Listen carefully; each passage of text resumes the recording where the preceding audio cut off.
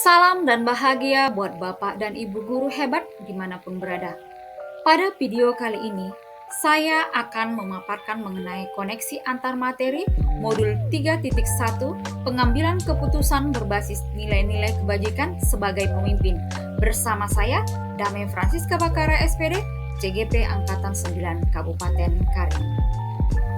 Dengan tujuan pembelajaran khusus yaitu 1. CGP membuat kesimpulan dari keseluruhan materi yang didapat dengan beraneka cara dan media.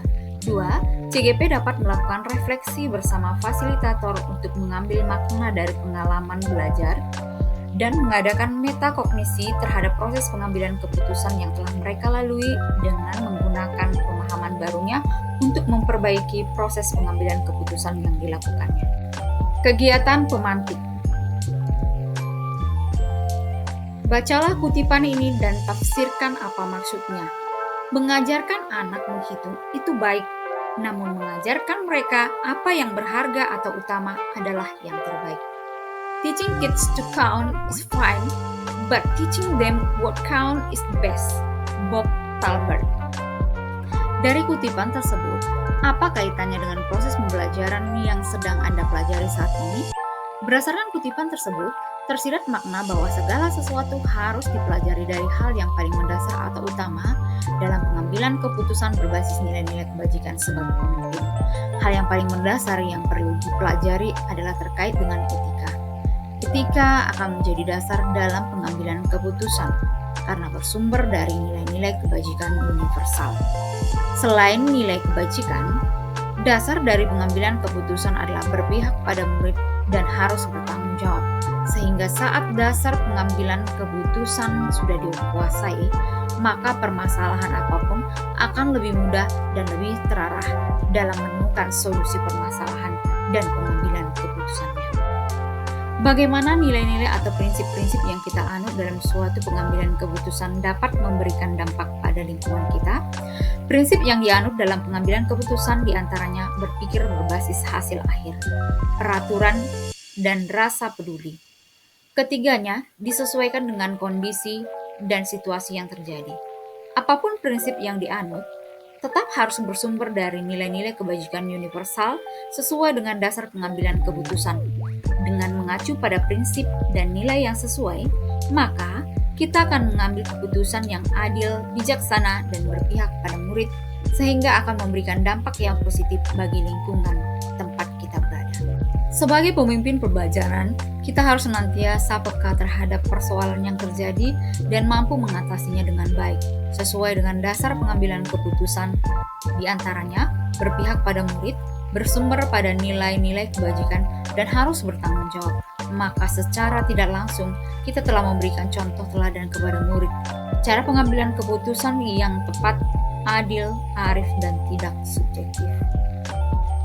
Menurut Anda, apakah maksud dari kutipan ini jika dihubungkan dengan pembelajaran yang telah Anda alami saat modul ini?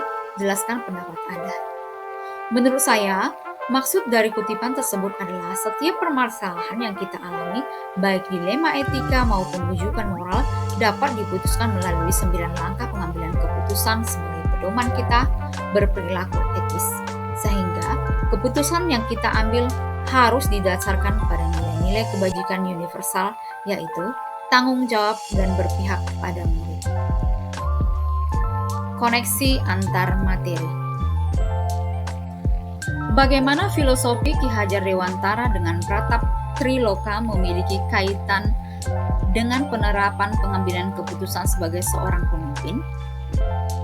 Pratap Triloka yang diciptakan oleh Ki Hajar Dewantara terdiri atas 3 semboyan, yaitu Ingarsa Suntulada, yang artinya bahwa filosofi ini menegaskan kita sebagai pemimpin pembelajaran hendaknya memberi teladan yang bijak dalam pengambilan keputusan.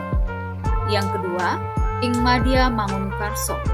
Filosofi ini menegaskan bahwa dalam pengambilan keputusan hendaknya kita mampu memberdayakan dan membangun kerukunan murid.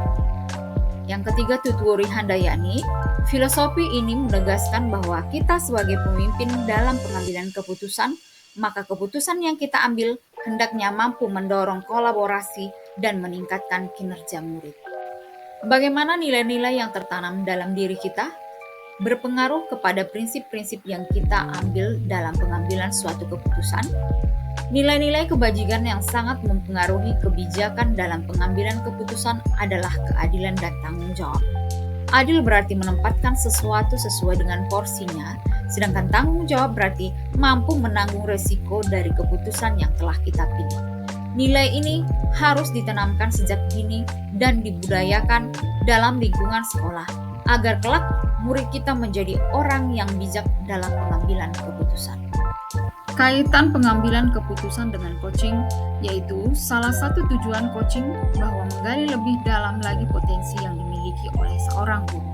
Melalui proses coaching akan terjadi pengambilan keputusan yang mengarahkan pada hal-hal positif, yang artinya keputusan-keputusan yang diambil berpihak kepada murid.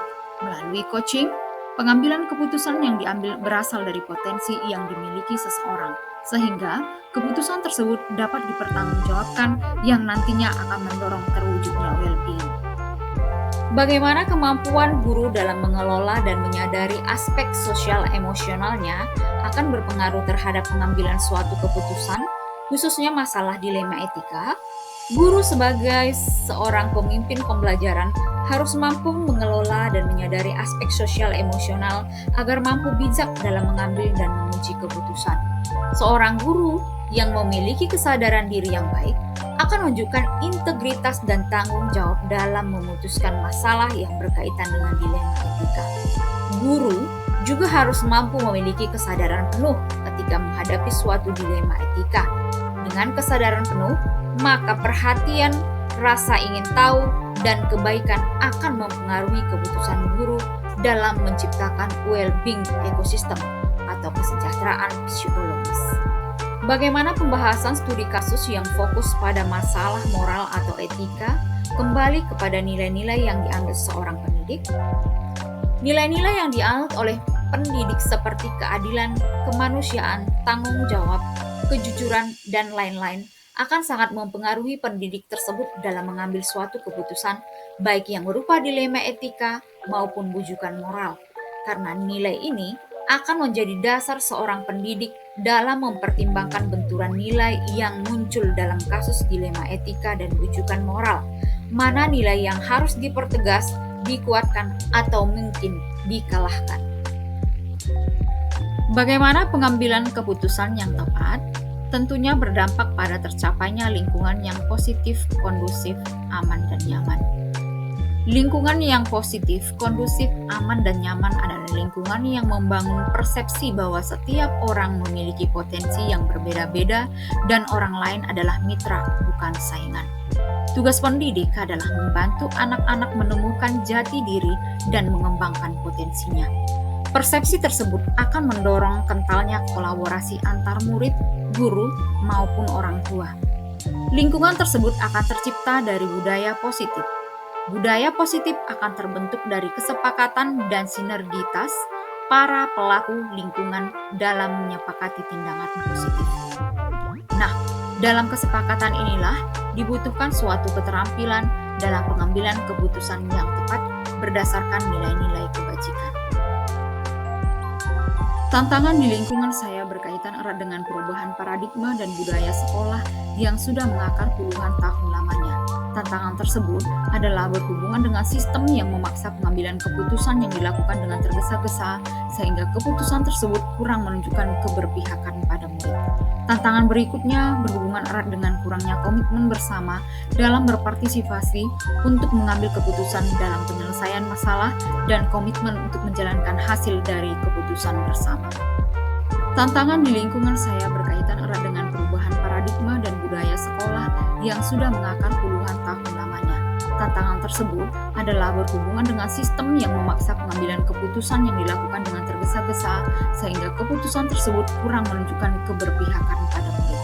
Tantangan berikutnya seorang guru dalam mengambil keputusan sebagai pemimpin pembelajaran harusnya memikirkan kebutuhan murid dan keberpihakannya pada murid. Setiap keputusan yang diambil harusnya berdasarkan pada pemetaan kebutuhan belajar murid sehingga dapat menggali potensi yang dimiliki dengan mampu mengembangkan kemampuan yang sesuai dengan bakat minatnya serta selaras dengan kodrat alam dan kodrat zamannya. Seorang pemimpin pembelajaran yang mengambil keputusan dengan tepat dengan keberpihakannya pada murid akan menciptakan kondisi ideal yang memberikan dampak akhir mewujudkan pembelajaran yang well-being untuk masa depan yang lebih baik. Pengambilan keputusan haruslah dijiwai dengan filosofi Ki Hajar Dewantara, berpegang teguh pada nilai guru penggerak, salah satunya berpihak pada murid dengan berlandaskan nilai-nilai kebajikan yang universal.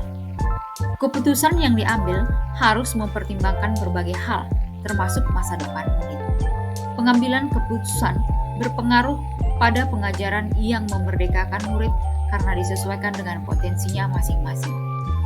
Seorang pemimpin haruslah memiliki kompetensi sosial dan emosional agar dapat mengambil keputusan dengan penuh kesadaran diri, mampu mengelola emosi, dan mengambil keputusan yang bertanggung jawab. Saat proses pengujian keputusan, diperlukan teknik coaching agar dapat menggali informasi sebanyak-banyaknya untuk mengambil keputusan. Pemahaman saya mengenai konsep-konsep pada modul 3.1.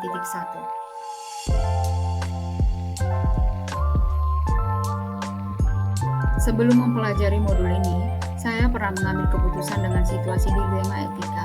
Namun yang saya lakukan hanya sebatas pada pemikiran didukung dengan beberapa pertimbangan. Saya sudah merasa aman bila keputusan yang saya ambil sudah sesuai aturan dan tidak berdampak merugikan banyak orang. Dengan belajar modul ini, saya menjadi lebih kaya akan pengetahuan, bahkan telah mempraktikkan bagaimana cara pengambilan keputusan yang tepat dengan menggunakan langkah-langkah tertentu yang tak lepas dari paradigma dan prinsip-prinsip yang ada.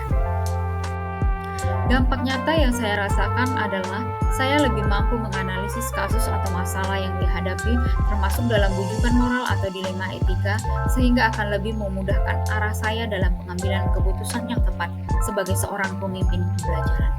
Saya akan berusaha menerapkan 9 langkah pengambilan dan pengujian keputusan sehingga bisa menjadi keputusan yang paling tepat. Dengan mempelajari topik modul 3.1, saya menjadi lebih memahami jika dalam proses pengambilan sebuah keputusan perlu dilakukan dengan alur yang jelas dan runtut. Dan langkah awal paling penting adalah mengidentifikasi masalah tersebut termasuk dalam bujukan moral atau dilema etika sehingga akan memudahkan arah dan tujuan pengambilan keputusan agar tidak membuat kita terjebak dalam kondisi yang salah yang membuat pengambilan keputusan juga tidak tepat. Jadi mempelajari topik modul ini bagi saya sebagai seorang individu dan seorang pemimpin sangatlah penting.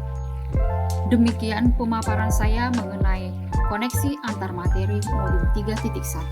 Semoga kita bisa menjadi pemimpin pembelajaran yang dapat menerapkan pengambilan keputusan berbasis nilai-nilai kebajikan. Sekian dan terima kasih, semoga bermanfaat. Salam dan bahagia.